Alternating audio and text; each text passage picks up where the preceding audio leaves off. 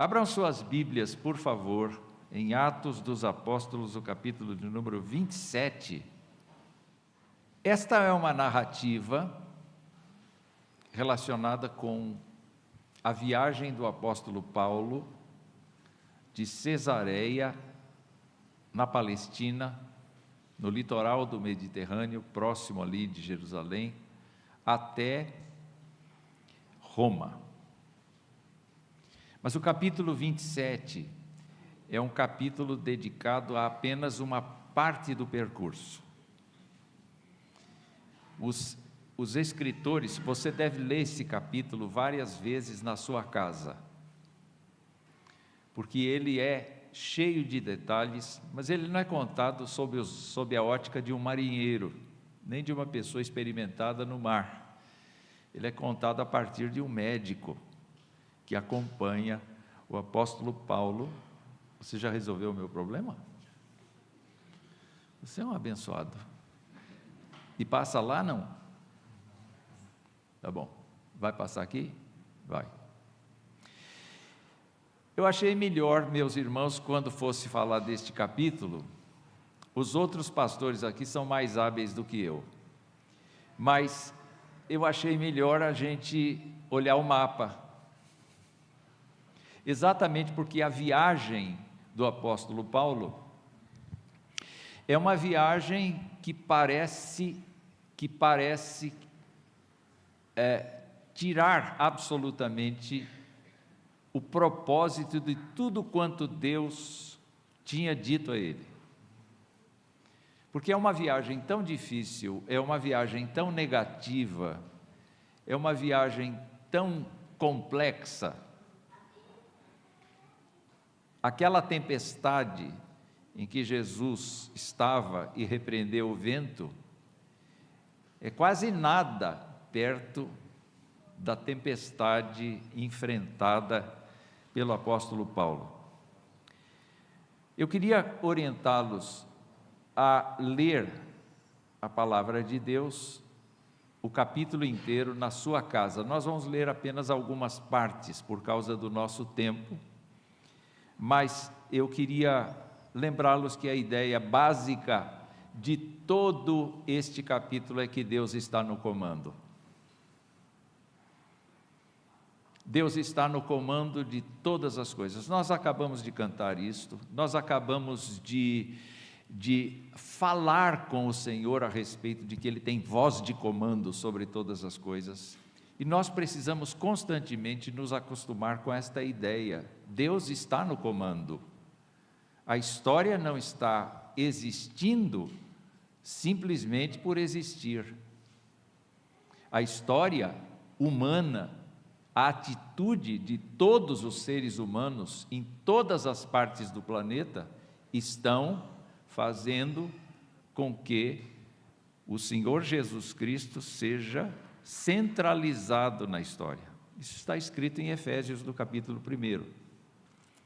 E nós não devemos esquecer disto, que enquanto nós vivemos a nossa vidinha cotidiana, trabalhando, estudando, vivendo em família, tomando atitudes, investindo um pouquinho de dinheiro, ou resgatando um pouquinho de dinheiro, ou pedindo emprestado, Deus continua no seu plano e nós fazemos parte dele. Então, nós vamos ver aqui que Deus transforma um prisioneiro em conselheiro. Um crente que está numa situação de desprezo, porque é prisioneiro, não é?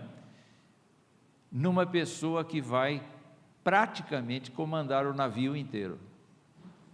E nós vamos ver também que a forma como um crente pode viver neste mundo pode abençoar muita gente.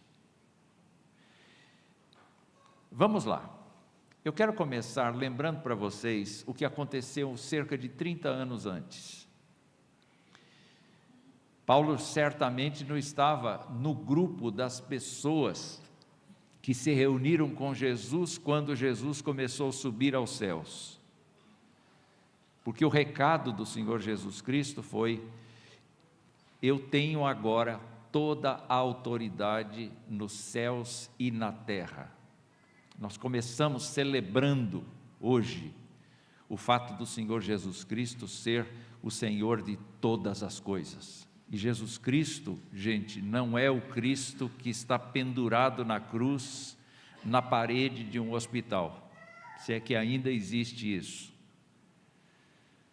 É o Cristo redivivo, é o Cristo ressurreto, é o Cristo grandioso, é o Cristo que está à direita do Pai na eternidade. Os anjos o adoram. Aqueles que já passaram desta vida e estão na presença de Deus, já têm uma visão mais ampliada, não a glória, mas tem a visão ampliada daquilo que nós falamos por meio da fé aqui. E ele recebeu toda a autoridade e disse: eu recebi toda a autoridade nos céus e na terra.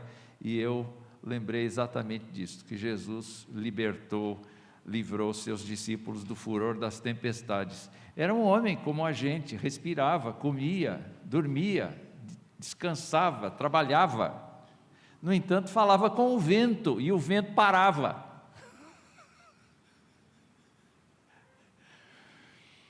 Mas ele não tem apenas autoridade sobre o vento. Declara o texto que Deus lhe deu toda a autoridade sobre todas as instâncias, em todas as condições. Não existe autoridade no mundo que seja semelhante, nem próxima da autoridade que Jesus Cristo tem, porque ela lhe foi conferida pelo Senhor dos Exércitos. E a ordem dele, vocês se lembram? Foi fazer discípulos de todas as nações, até os confins da terra. Isto 30 anos antes de Paulo aparecer aqui no capítulo 27. A ordem é que estas pessoas fossem arroladas, batizadas em nome do Pai, do Filho e do Espírito Santo, e aprendessem a palavra de Deus, aprendessem as declarações de Jesus Cristo, crescem nele, confiassem nele, vivessem para a glória dele. E então Mateus termina o seu evangelho dizendo: eu estou com vocês todos os dias, de manhã, de tarde e de noite, todos os dias eu estou com vocês até a consumação dos séculos. Quando a gente pensa em Paulo, ele não estava aqui, mas ele viveu isso inteiramente, e o capítulo 27 é um desses capítulos majestosos. Não mudou aqui, mudou agora. É um desses capítulos majestosos, porque indicam que Deus está no comando. Paulo sabe que Deus está no comando, e Paulo está sendo pressionado pelas circunstâncias cada vez mais fortemente. Em quem acreditar? Nas circunstâncias ou acreditar na promessa? Paulo estava para ser embarcado lá em Cesareia, lá no capítulo 23, isso está dito. O Senhor pondo-se de lado. Olha que gostoso, meus irmãos, a gente pensar que Deus se põe do lado do crente. E pondo-se ao lado de Paulo, diz: coragem, pois assim como você deu testemunho a meu respeito em Jerusalém, é necessário que você testemunhe também em Roma. É um plano de Deus. Paulo tem um plano de Deus muito claro na cabeça dele. Ele sabe que ele tem que ir a Roma. Por isso ele apelou a César. Por isso ele não ficou com medo dos judeus que tentavam matá-lo. Mas ele foi agindo como cidadão romano dentro da estratégia permitida pela justiça romana. E ele foi chegando ao ponto de ser embarcado, então, para Roma. E ele cria que Deus estava no comando. Quando a gente olha então para esta situação, o transporte de presos, eu ando muito na Castelo Branco, eu não sei quem anda lá, e eu já observei que tem muito trânsito de carro de preso. Vocês já viram carro de preso, como é que é? não tem janela, só tem uma captação de ar para entrar lá. Provavelmente eles viajam ou com uma luzinha de teto ou às escuras. Eles não sabem para onde estão indo, eles não sabem nada. E é interessante o seguinte, que o carro de preso vai pela pista esquerda, ele não vai para a direita nunca, e adiante dele vai uma viatura, abrindo o caminho, e atrás dele vai outra viatura. Dá a impressão que se essa pessoa que está dentro do carro de preso for libertada, ela vai estragar o mundo. Mas os presos são muito bem cuidados. Só que no Império Romano não tinha navio de preso. Tinha que usar o que tinha. E o texto começa dizendo que o transporte de presos de Cesareia, vocês podem ver, Cesareia está aqui bem aqui, eu não sei se a flechinha mostra, Cesareia saindo aqui, não é? Os presos foram de Cesareia até Mirra. Essa foi a primeira viagem, porque esse navio não ia para Roma, ele ia para Adamítrio, ou Adamítio, que fica mais para cima aqui. Eu coloquei aqui eu fiz a marcação aqui. Quem é que ia nesse navio? Nesse navio ia Paulo. Interessante que ele ia acompanhado do médico dele. Mas não era por conta de plano de saúde. Era por conta de Lucas ser um discípulo, um homem de Deus que se envolveu com o apóstolo Paulo e o acompanhou. E também nós temos Aristarco, o macedônio, que o acompanha. Mas eles têm a companhia de outros presidiários que estão aguardando a execução. E Roma faz shows onde os presos são mortos em público, na arena. Então, talvez haja um grupo de pessoas que já está condenado, já está para morrer, mas em vez de morrer em Cesareia, vai morrer em Roma. Então está essa gente lá, não é? E só que o apóstolo entra no navio e ele dá de frente com o centurião chamado Júlio, do batalhão imperial, e Júlio tem simpatia por ele, especialmente pelo fato de que ele é um cidadão romano. Os militares ali tinham muito respeito pelos cidadãos romanos. Então essa é uma graça que Deus concedeu a Paulo. Se fosse Pedro, não ia dar certo assim. Se fosse João, não ia dar certo assim. Tinha que ser alguém de Cristo que era judeu, mas que tinha cidadania romana para poder ir abrindo portas. É por isso que quando Ananias disse assim, mas Senhor, esse homem aí, ele é perseguidor da igreja, como é que o Senhor vai fazer com que eu vá até ele? Ele disse, não, vai, porque é para mim um vaso escolhido, eu o preparei na minha escola.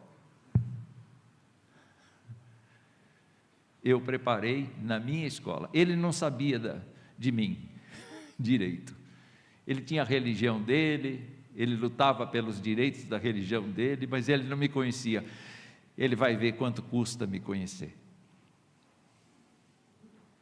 Então Paulo provavelmente é uma das pessoas que mais sofreu por conta do evangelho. Não que o Deus tenha dito, olha, você fez o meu povo sofrer, agora eu vou dar a recompensa para você. Não, não é assim não. Ele é uma das pessoas que encarnou na sua vida cotidiana o que é sofrer por Jesus.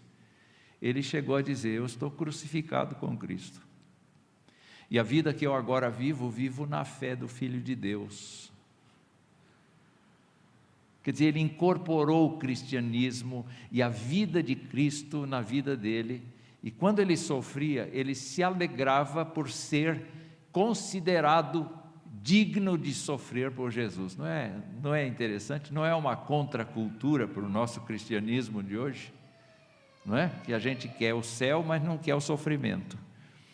Então, ele recebeu a concessão de Júlio para ter contato e ser cuidado pelos irmãos na primeira parada lá em Sidom.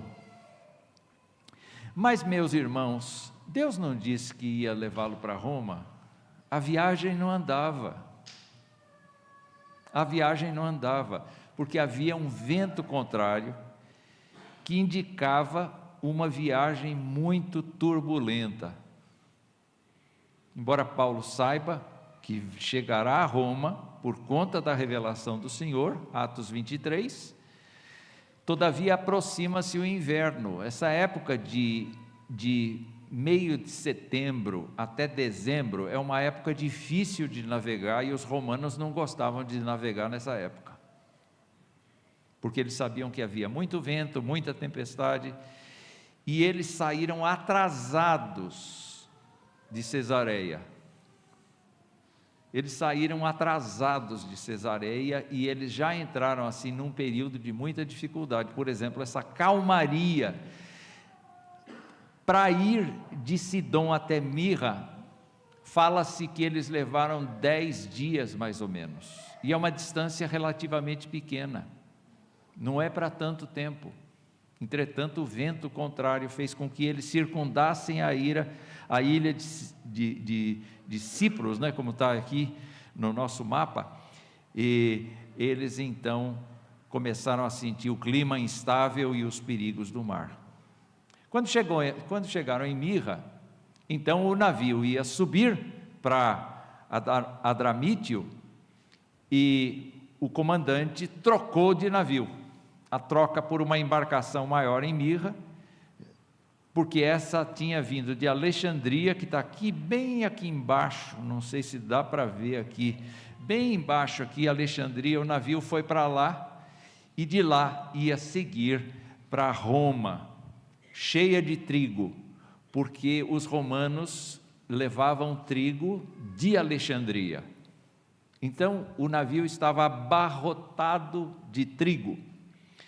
A tripulação era composta do dono do navio, o capitão, os marinheiros, os soldados, os prisioneiros e possivelmente comerciantes e outros passageiros.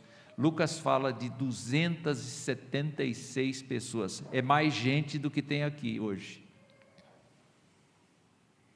Bastante, né? Bastante. E o Paulo, quem é? Tem assento especial? Tem cadeira numerada? Tem nada. Ele é presidiário.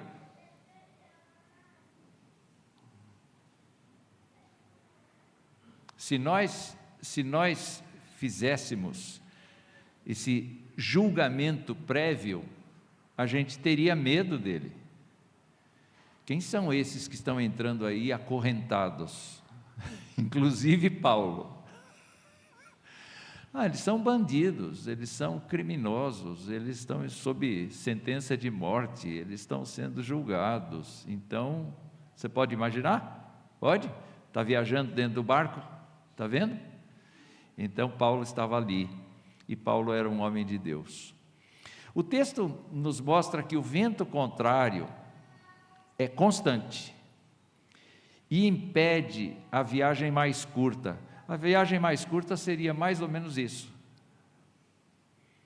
Dá para ver? Subindo ali, já dava na Cilícia e de lá para Roma. Era muito fácil chegar. Entretanto, Deus, em sua soberania, vai demonstrando, porque o objetivo da viagem é exatamente esse: Ele vai demonstrar que o esforço humano não é suficiente contra as forças da natureza, nem é suficiente para ir contra a vontade dEle. Deus vai arrefecer toda a capacidade humana da inteligência, toda a capacidade humana da autoconfiança. Nessa viagem, todos vão ficar sabendo que só Deus tem o comando de todas as coisas. Então, nós vamos ver que o percurso realizado foi um percurso que ninguém teve o controle. Você pode imaginar, alguém aqui já derrapou em estrada? Vocês sabem do que eu estou falando quando a gente derrapa? A gente não tem controle sobre o veículo. Agora, imagine um barco que o timoneiro não consegue mais segurar o timão e aquilo fica girando para qualquer lado que quiser, com 276 pessoas lá dentro, mais o trigo, mais todo o equipamento do navio, é muita bagunça. Mas eles chegam, pela graça de Deus, eles chegam num lugar chamado Bons Portos. Bons Portos fica na ilha de Creta, longe da rota ideal, que a rota ideal seria lá para cima, e Paulo, por incrível que pareça, pode ser a pessoa que mais viajou de navio, de toda aquela gente, porque ele fez várias viagens missionárias, ele andou muito pelo mundo do seu tempo, e ele então, pela primeira vez, abre a boca. Está aí no versículo 10. Eu estou entendendo que esta viagem vai ser trabalhosa, com dano e muito prejuízo, não só da carga do navio, mas também da nossa vida. Paulo diz isso a alguém. Ele não vai lá no mastro principal, chega lá e grita essas coisas. Ele deve ter feito esse comunicado para os soldados, para o centurião. O fato é que ele aconselha a não navegar, mas ele não é ouvido, porque a pergunta é: quem é que deve dar ouvidos a um preso? Qual o interesse dele? É escapar? O que ele quer? Ele é um homem do mar? Ele é experiente? Então eu fiquei imaginando que o centurião prefere ouvir o capitão, prefere ouvir o mestre do navio, e os marinheiros, na sua maioria, decidem continuar crendo inicialmente que tinham acertado a sua decisão, porque a viagem começa com brisa suave. Mas a brisa suave é só por enquanto. Eu queria que vocês vissem aqui onde os marinheiros queriam ir, saindo de Bons Portos. Aqui embaixo. Alguém está manejando aí? Não, né? Mas saindo de Bons Portos, indo aqui para Fenícia. Eles queriam fazer essa viagem de 64 quilômetros e foi aí que Deus lhes pegou. Porque vocês podem olhar a linha vermelha agora, que eles saíram para o mar aberto. Eles não tinham como controlar mais o navio. O navio estava absolutamente à deriva. A viagem se torna trabalhosa, pois o navio foi exposto a um tufão de vento, é arrastado com violência, sem condições de manobra. O bote salva-vidas é recolhido com dificuldade, o navio é reforçado com as amarras, as velas são baixadas e o navio vai para onde quiser. Como se a gente jogasse um pedaço de pau na correnteza e a gente não sabe de que lado ela vai. O que é que eles podiam fazer, meus irmãos, nessa tempestade incessante? Bom, eles podiam aliviar o barco, então eles jogaram a carga ao mar, para ele flutuar mais. Era uma ação que eles podiam tomar. Infelizmente, perder a carga é melhor do que perder a vida, você não acha? Não é? O que mais que eles podiam fazer? Eles podiam jogar a armação do navio, tudo quanto fosse dispensável para navegar, da parte do navio. Inclusive Lucas diz assim: nós todos pusemos a mão na massa. Eu acredito que até Paulo pegou da armação do navio e ajudou, todo mundo ajudando, no sentido de que o navio ficasse mais leve e em condições de flutuar. É o que eles podiam fazer, mas a tempestade não cessava. Eles passaram praticamente 2 semanas sem ver o sol e sem ver as estrelas. E eles não passaram num mar calmo, era chuva e era onda. Você pode imaginar 24 horas por dia do seu dia assim? Onde vai o seu estômago? Além disso, um navio daquele tempo provavelmente tinha algumas frestas que permitiam que a água escorresse por cima da comida. Você pode diminuir o microfone um pouquinho? Comida molhada, comida estragada, gente doente, aquela marola sem parar. O que eles podiam fazer? O texto diz que eles perderam a esperança de ser salvos. O barco inteiro. Não tinha uma pessoa assim, dizendo, se Deus quiser a gente vai sair dessa. Todo mundo dizendo, nós vamos morrer. Podem imaginar uma congregação dizendo, nós vamos morrer? Qual é o futuro nós vamos morrer? Não tem esperança. Você olha para lá, água, olha para cá, água, olha para cá, água, olha para cá, água, olha para cima, água.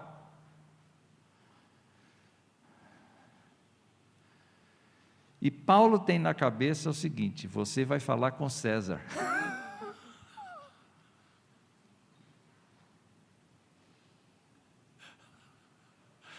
Mas por que Deus está fazendo o contrário? Gente, não era para dar sol? Não era para ir rápido? Não tinha que falar com César? Deus não tinha que abrir os caminhos? Deus não tinha que curar as enfermidades? Deus não tinha que libertar? Deus não tinha que fazer o trabalho dele? Deus não tinha que fazer o crente sempre vencedor?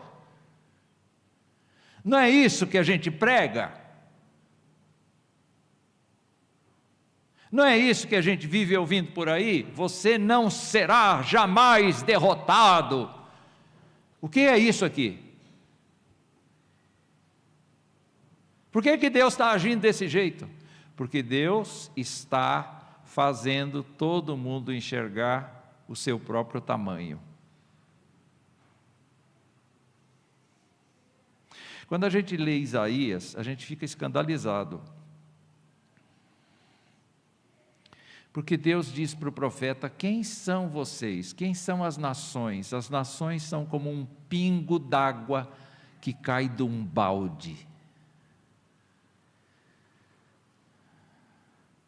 Mas os seres humanos, criados nesta terra minúscula, de um universo imenso, se arrogam como deuses.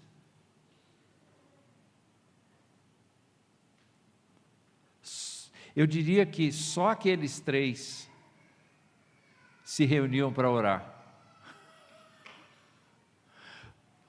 Só aqueles 3 recitavam os salmos como forma de alimentar a esperança. Lembravam da graça de Deus. Só aqueles 3 estavam vivendo aquele momento sob uma outra perspectiva. Que é a perspectiva que um crente deve viver neste mundo. Os salmos dizem, não confiem em príncipes, não confiem em cavalos, maldito o homem que confia no homem e que faz do seu braço a sua salvação. O crente, a crente, é uma pessoa a quem Deus convocou para estar do seu lado e para ouvir a sua voz. Ele anda não pelos caminhos que o mundo propõe, que a lógica propõe, que a ciência propõe. Ele supera isso, ele se utiliza da ciência, ele se utiliza do conhecimento humano, mas ele não se fia unicamente no conhecimento humano, ele tem um Deus todo-poderoso. Você crê nisso? Você crê nisso? E meus amados irmãos, vem a pergunta: se o que os marinheiros podem fazer é jogar a carga ao mar, é jogar a armação do navio, embora eles estejam agora desesperançados, todos eles, o que é que Deus pode fazer na tempestade que não cessa? Lembrem-se, a tempestade não cessa, é o tempo todo sem parar. Deus continua revelando a Paulo que ele vai até César para pregar Cristo. Deus não falou com ele só uma vez a respeito disso, Deus falou algumas vezes a respeito disso. Deus manteve a sua palavra. Deus manteve assim a sua palavra. E é muito importante para você se lembrar do seguinte, que neste mundo nós estamos caminhando para um fim dramático dele. As pessoas vão se voltar absolutamente contra Jesus Cristo, e você é uma pessoa que, se creu em Jesus Cristo, se confessou a Jesus Cristo como seu Senhor e Salvador, você vai ficando sozinha, sem o apoio de familiares, sem o apoio dos amigos, você vai ficando sozinha porque você acredita no Deus do impossível. Esse é o valor da igreja. A igreja estava lá com 3 pessoas. Vocês estão entendendo? Não importa que no universo haja milhares de pessoas, o que vale é que o crente se apegue à igreja do Senhor para manter a sua fé viva. Então ele revelou a Paulo, mas ele revelou para Paulo uma coisa muito importante. Ele disse assim: Paulo, pelo que você é, olha, eu estou te levando para Roma, né? Não parece, mas estou. Não parece, mas estou. Eu estou te levando para Roma. Eu quero te dizer mais uma coisa. Essas 275 pessoas que você está enxergando no navio, nenhuma delas vai morrer. E eu quero que você diga isso para eles. Isso é uma boa nova? Isso é uma boa nova? No meio do caos, é possível a gente ter uma mensagem de que Deus tem um propósito para a vida das pessoas? Então, existem marinheiros ali que na primeira oportunidade vão querer fugir. Existem soldados ali que na primeira oportunidade vão querer matar os presos para que ninguém fuja, porque depende deles a segurança dos presos, depende deles, esse é o trabalho deles, zelar para que os presos não fujam. Então, quando você olha para estas situações, Deus está dizendo: olha, não importa se a pessoa vai crer em mim ou não vai crer em mim, no meu propósito, todas elas vão ficar absolutamente desanimadas, acabadas, mas eu vou garantir a vida de todas elas. Eu quero que você diga isso.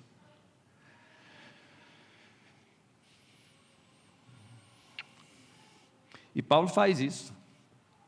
Paulo não tem vergonha de dizer: ô gente, dá licença, eu quero atenção aqui, tem microfone aqui, eu preciso de um... Não tem microfone. Pelo contrário, tem o barulho das ondas batendo no navio. E Paulo provavelmente está segurando em algum canto para não escorregar. Porque ele diz assim: Deus veio me visitar hoje à noite. O seu anjo veio. Olha que maravilha. Será que Deus pode fazer isso com um crente que está em tribulação?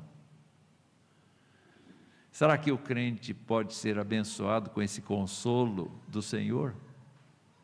O que é que Jesus disse mesmo na grande comissão? Eu estou com vocês, todos, menos aquela tempestade. Naquela tempestade eu não vou estar. Não, até ali na tempestade. Até ali na tempestade, Jonas aprendeu da maneira mais difícil, que Deus estava no barco, que Deus estava presenciando o seu ocultamento, Deus sabia onde ele estava, no porão do navio, Deus sabia que ele estava dormindo, Deus sabia tudo. Não tem como nos escondermos de Deus, mas o encantamento é que na nossa tribulação diária, gente, o Senhor dos Exércitos não solta da nossa mão. Aí eu olho para fora, e disse assim, mas a tempestade continua, mas Deus não solta da mão. E assim como Paulo recebeu esta notícia, coragem, Paulo, você vai a Roma. Ele diz, coragem vocês todos, porque Deus me disse que todos vocês serão poupados. Infelizmente o navio não vai ser poupado. Paulo estava agindo profeticamente, anunciando ali a desgraça do navio. O que eles podiam fazer agora diante do naufrágio? Bom, eles podiam lançar as âncoras ao mar, porque eles estavam sentindo que a terra estava ficando cada vez mais próxima. Eles começaram a lançar os seus medidores de profundidade, e eles começaram a ver que o navio estava se aproximando da terra, mas era meia-noite, não se enxerga nada. Então eles lançaram as âncoras, mas pressentindo que era a terra, então os marinheiros disseram, gente, vamos pegar o bote salva-vidas e cair fora disso aqui. É o que o ser humano faz. Diante das tempestades da vida, o ser humano quer fugir. Então ele se embriaga, ele se entorpece, ele se entrega ao prazer. Por que você acha que o mundo está do jeito que está? Por que as pessoas estão indo para os prazeres que são efetivamente perigosos? Por que elas estão se expondo à morte todos os dias? Para obter uma dose de adrenalina, uma dose de prazer. Não é verdade? Não é verdade? O nosso prazer não está nisso, o nosso prazer está no Senhor Jesus. E queridos irmãos, eles então, quando o dia amanheceu, eles encalharam o navio, mas os soldados disseram, olha, terra à vista, existe a possibilidade de fuga, vamos matar todos eles. Esse é o nosso mundo. Esse é o nosso mundo. A pergunta agora é, o que é que Deus podia fazer? Porque Deus está no comando, não é verdade? Deus está no comando? Deus está no comando? Deus está no comando. Essa é a afirmação das Escrituras. Jesus Cristo está reinando absoluto. Jesus Cristo continua salvando pessoas e arrancando pessoas e repreendendo a tempestade em suas vidas. O que Deus podia fazer? Paulo ouviu um barulho lá pela meia-noite e chegou para alguém e disse assim, olha, os marinheiros estão tentando fugir. Se eles fugirem, vocês não vão ser salvos. Ele não falou, nós não vamos ser salvos. Ele falou, vocês não vão ser salvos. Eu estou me importando com a vida de vocês. Não estou me importando com a minha prisão. Eu não estou me importando com as coisas do navio. Eu estou me importando com a vida de vocês. Vocês não escaparão. Então, a tentativa de fuga é frustrada. E Paulo, então, anuncia a graça de Deus e a misericórdia de Deus para com aquele povo todo encerrado no navio há mais de um mês. Há mais de um mês encerrados ali naquele navio. E ele mesmo diz assim, é necessário a gente comer. E ele para tudo com as algemas dele, ele pega um pão, ele dá graças a Deus, né? Você vai lá no McDonald's, você pega o seu lanchinho, você chega na sua mesa e você então diz: ó Deus, grandioso é o Senhor, louvado seja o Senhor por essa refeição que o Senhor nos dá. Paulo fez isso. O prisioneiro, no meio de todos, diz: olha, eu vou agradecer a Deus pelo alimento que Ele nos dá. Comam vocês, comam todos. Vocês precisam de força. Vocês precisam acreditar que o Deus que eu sirvo me falou que nenhum de vocês vai morrer. Portanto, se alimentem, fiquem fortes, preparados para nadar, preparados para ir de qualquer jeito possível para a terra, porque todos vocês vão sobreviver. Impressionante, meus irmãos, impressionante. Então, na hora que os soldados quiseram matar os prisioneiros, Deus colocou um amor, um respeito no coração do centurião para preservar a vida de Paulo. E Deus foi fiel à sua palavra, porque nenhum morreu. Nenhum morreu. 276 pessoas no navio, sofrendo há mais de um mês, com escassez de comida, com enjoo, com fome, com doença, com uma porção de coisas. O que é que Deus queria? Então Paulo disse isso nos versos 22 em diante: eu aconselho que tenham coragem, eu aconselho que tenham coragem, porque nenhuma vida se perderá, mas somente o navio. Porque esta mesma noite, um anjo do Deus a quem pertenço e a quem sirvo esteve comigo. O Senhor me confortou, o Senhor me revelou sua graça, o Senhor me revelou seu poder e disse: Paulo, não tenha medo. Paulo, não tenha medo. Crente em Jesus Cristo, não tenha medo. Não tenha medo. Nem medo da política, nem medo dos regimes, nem medo da imoralidade, nem medo dessas coisas todas que o mundo está produzindo. Fique fiel ao seu Senhor, porque Deus está no comando, Deus está no governo, Jesus Cristo está reinando. É preciso que você compareça diante de César, e eis que Deus, por sua graça, lhe deu todos os que navegam com você. Portanto, senhores, tenham coragem, pois eu confio em Deus, que tudo vai acontecer conforme me foi dito. Alguns velhos comentaristas disseram isso aqui. Esse daqui é William Barclay. Ele disse assim: o homem de Deus é o homem cuja coragem permanece quando o terror invade o coração dos outros. Ele é um líder dos homens, porque ele mesmo é guiado por Deus. Eu quero trabalhar um pouquinho esta ideia com você. Quando você confiou sua vida a Jesus Cristo como seu Senhor e Salvador, você foi conectado ao divino. Você passou a ser uma pessoa no pacto, na aliança de Deus, no pacto da graça. De maneira que se você procurar o Senhor agora, Ele te atende. Porque você é filho, você é filha. E nenhum daqueles que é filho ou filha, por mais difícil que seja a vida, deve ser uma pessoa guiada pelo mundo. Deve ser guiada pelo Senhor.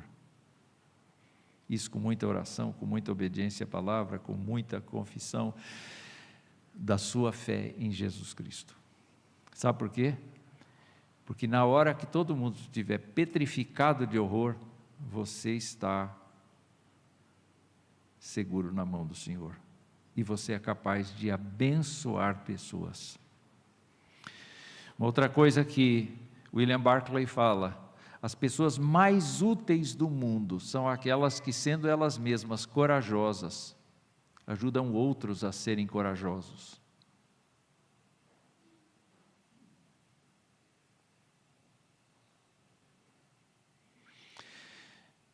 Não existe lugar na vida do crente para ele ficar tratando de intriga, fofoca, ofensa, maledicência, impureza pessoal.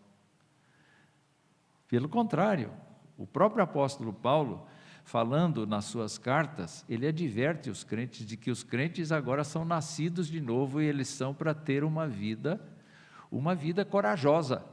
Quando todo mundo vai para lá, o crente vem para cá. Quando todo mundo faz isso, você não responde como todo mundo faz, você vive para a glória de Deus. E você vai sofrer por isso. Tá bom, eu vou terminar. Já deu sinal? Então, as pessoas mais úteis do mundo são aquelas que, sendo elas mesmas corajosas, ajudam os outros a serem corajosos. E sendo eles mesmos calmos, trazem aos outros o segredo da confiança.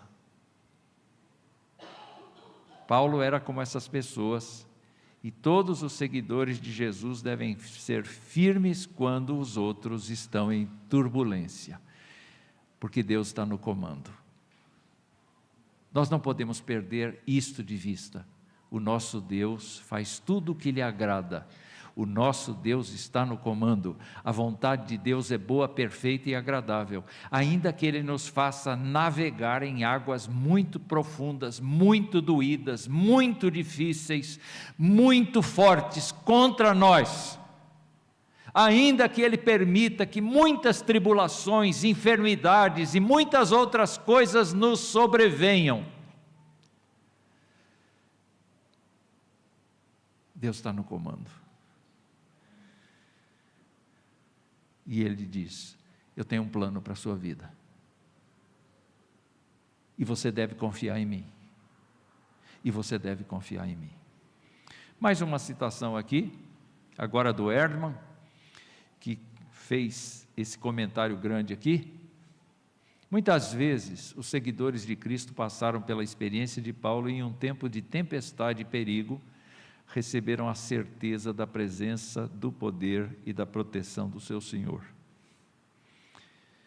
Muitas vezes também a sua fé os fez aparecer como heróis que se destacam entre todos, tanto na coragem como na decisão, dando testemunho em palavras e ações da bondade do seu Senhor.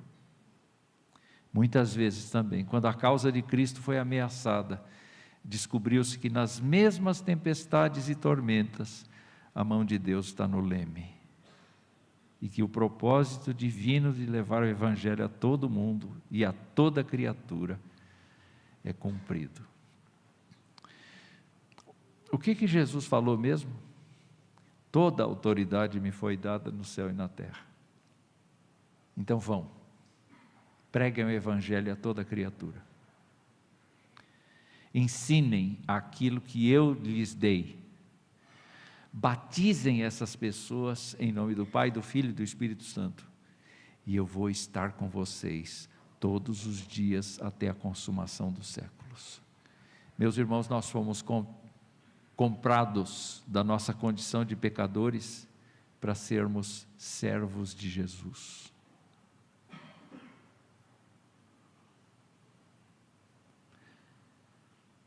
Pregar o Evangelho é o nosso ministério. Testemunhar o nome de Jesus é o nosso ministério. Não importa em que circunstância, não importa o quanto ela demore.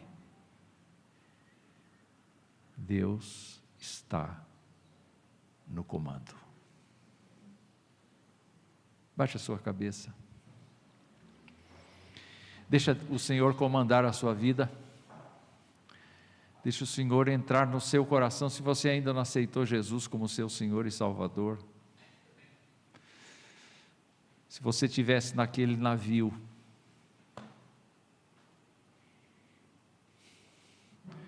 De que lado você estaria? Tentando fugir, tentando matar?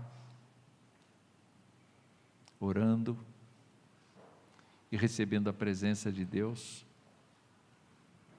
Eu quero convidar você para ter uma experiência com o Senhor, no sentido de deixar que Deus comande a sua vida.